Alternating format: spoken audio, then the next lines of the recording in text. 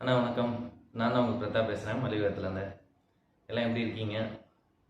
சும்மா அடிக்கடி கடையில் வந்து உங்ககிட்ட டைம் ஸ்பெண்ட் பண்ணி பண்ண முடியல, பேசக்கூட முடியல. நீங்கள் வரும்போது நீங்கள் பிஸியாக இருக்கீங்க, டக்கு டக்குன்னு கிளம்புனேன். நானும் சில சமயம் பிஸியாக இருக்கேன், ஒவ்வொரு டைமும் கம்யூனிகேட் பண்ண முடியாது. இப்போ அதனால தான் இந்த யூடியூப் சேனல் மூலமா அப்பப்போ உங்களை பார்த்து ஒரு ஹையாவது சொல்லிட்டு போகலாமேன்ட்டு. இந்த யூடியூப் சேனல் எந்த அளவுக்கு சக்ஸஸ் ஆகுன்றதெல்லாம் எனக்கு தெரியல. நான் சேனலுக்காக இது பண்ணலை. இந்த கோவிடுக்கு அப்புறம் நிறைய பேரோட என்னால் கண்டினியூஸாக தொடர்பில் இருக்க முடியறதில்ல. நிறைய பேர் பஜாருக்கே வர்றதை விட்டுட்டாங்க.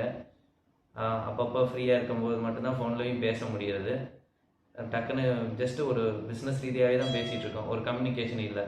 இதே இது நீங்கள் நேரில் வந்தீங்கன்னா, ஆனால் மார்க்கெட் நல்லா இருக்குது, கடலெல்லாம் மார்க்கெட் ஜாஸ்தியாக இருக்குது, இல்லை இது கம்மியாக இருக்குது அப்படின்னு சொல்லிட்டு வேறு எதுவும் ஒன்று வாங்குறதோ சொல்லவோ பிடிக்கவோ முடியுது. இப்போ சில சமயம் நீங்கள் கடைக்கே வந்தாலும் பேச டைம் கிடைக்க மாட்டேங்குது. அதனால தான் சரி, ஓகே, இது ஒரு வாய்ப்பாக யூஸ் பண்ணிக்கலாமேன்ட்டு ஒரு வெப்சைட் வேறு ஒன்று க்ரியேட் பண்ணோம். என்னென்ன ப்ராடக்ட்ஸ் இருக்குது அப்படின்னு சொல்கிற மாதிரி. அது அந்தளவுக்கு யாரும் ரீச் அவுட் ஆகலை. ஆக்சுவலாக அதுவுமே எதுக்காக ஆரம்பித்தோன்னா, ஒரு கஸ்டமர் வந்தார், நம்மகிட்ட ரெகுலராக வாங்கிட்டு இருக்க கஸ்டமரு. என்கிட்ட வந்துட்டு, ஆனால் நீங்கள் சர்க்கரையும் விற்கிறீங்களான்னு கேட்டார். நிறைய பேர் நம்ம கடையை சிவா சர்க்கரை கடைன்னு சொன்னால் தான் தெரியும். ஆனால் அவரே வந்துட்டு சர்க்கரை விற்கிறீங்களான்னு கேட்டோன்னே எனக்கு சங்கடமாக போச்சு. என்னடா நம்ம சர்க்கரை கடன் தான் எல்லாருக்கும் தெரியும், நம்மகிட்டே சர்க்கரை இருக்குதான்னு கேட்குறாரு. நம்ம கஸ்டமர்கிட்ட அந்தளவுக்கு ஒரு கம்யூனிகேஷனில் இல்லை, ரொம்ப கம்யூனிகேஷன் கேப் இருக்குது அப்படின்ற மாதிரி ஒரு ஃபீலிங். ஸோ இந்த யூடியூப் சேனல் மூலிமா நம்ம கடையில் என்ன இருக்குது, மார்க்கெட்டில் என்ன ட்ரெண்டு போயிட்டுருக்கு, இது வாங்கலாமா பிடிக்கலாமா அப்படின்னு சும்மா ஒரு 2 நிமிஷம் வீடியோ போட்டோன்னா நீங்கள் ஃப்ரீயாக இருக்கும்போது பார்த்து தெரிஞ்சிக்கலாம் அப்படின்றதுக்காக தான் இந்த ஒரு இனிஷியேட்டிவ் எடுத்திருக்கேன். பார்க்கலாம் இது எப்படி போகுதுன்ட்டு. இது நீங்கள் வந்து எல்லாத்தையும் ஷேர் பண்ணாதீங்க. ஏன்னா இது ஜஸ்ட்டு உங்கள்கிட்ட நான் கம்யூனிகேட் பண்ணுறது தான். நான் ஆப்வியஸாக ஒவ்வொரு டைம் வீடியோ போட்டோன்னே உங்களுக்கு வாட்ஸ்அப்பில் லிங்க் அனுப்புகிறேன், நீங்கள் பார்த்துக்கிறீங்க. ஆக்சுவலாக இப்போ மார்க்கெட் வந்துடும். அப்புறம் இந்த வாரம் மார்க்கெட் பார்த்துடலாம். போன வாரம் பொறுத்த வரைக்கும் சர்க்கரை எதுவும் பெரிய மாற்றங்கள் இல்லை. கருப்பு சுண்டல் ரேட் ஜாஸ்தி, அதனால் உங்களுக்கு ஆட்டோமேட்டிக்காக பொட்டுக்கடலை, கடலைப்பருப்பு, கடலை மாவு எல்லாமே ஜாஸ்தி. பொட்டுக்கடலை பொறுத்த வரைக்கும் பார்த்திங்கன்னா போன வாரம் மட்டுமே ஒரு 200 சிப்பத்திக்கு ஏறி இருக்குது. 2400 2600 வரைக்குமே ஏறி இருக்குது. 2700 அந்த இடங்கள்ல எல்லாம். அதே மாதிரி கடலை மாவும் ரேட் ஏற்றிட்டாங்க, கிலோவுக்கு 2 பக்கம் ஏற்றிருக்காங்க. துவரம்பருப்பு பார்த்திங்கன்னா அதுவும் கிலோவுக்கு 3 ஜாஸ்தி.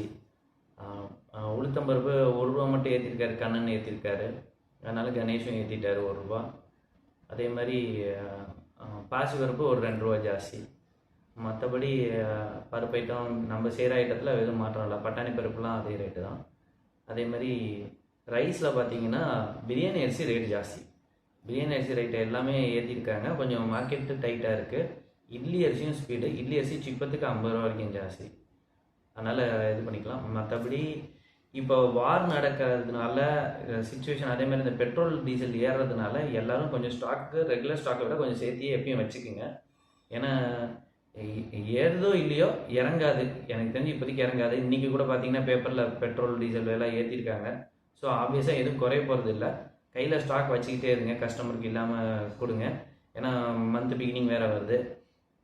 ஓகே, இது மாதிரி வாரத்தில் ஒரு தடவை உங்களுக்கு அப்டேட் பண்ணலான் இருக்கேன். இந்த வீடியோ பற்றி கொஞ்சம் கமெண்ட்டில் போடுங்க, இது என்ன இம்ப்ரூவ் பண்ணலான்ட்டு. அதை சேஞ்சஸ் பண்ண முடிஞ்ச வரைக்கும் நான் பண்ணுறேன். நான் ஒன்றும் ப்ரொஃபஷ்னல் வீடியோ மாதிரி பண்ணலை. இது சும்மா நமக்கு தெரிஞ்ச மாதிரி நம்ம கேஷுவலாக ஒரு கஸ்டமர்கிட்ட எப்படி பேசுவோமோ அது மாதிரி பேசி உங்கள்கிட்ட கம்யூனிகேட் பண்ணுறது தான் என்னோடய அபிப்பிராயம். அப்புறம் இதை யாருக்கிட்டையும் நீங்கள் ஷேர் பண்ண வேண்டாம். நான் ரெகுலராக உங்களுக்கு லிங்க் அனுப்பிச்சுட்றேன், நீங்கள் அதுக்கப்புறம் வீடியோ ஓப்பன் பண்ணி பார்த்துக்கிறீங்க. தேங்க்ஸ், நன்றி, வணக்கம்.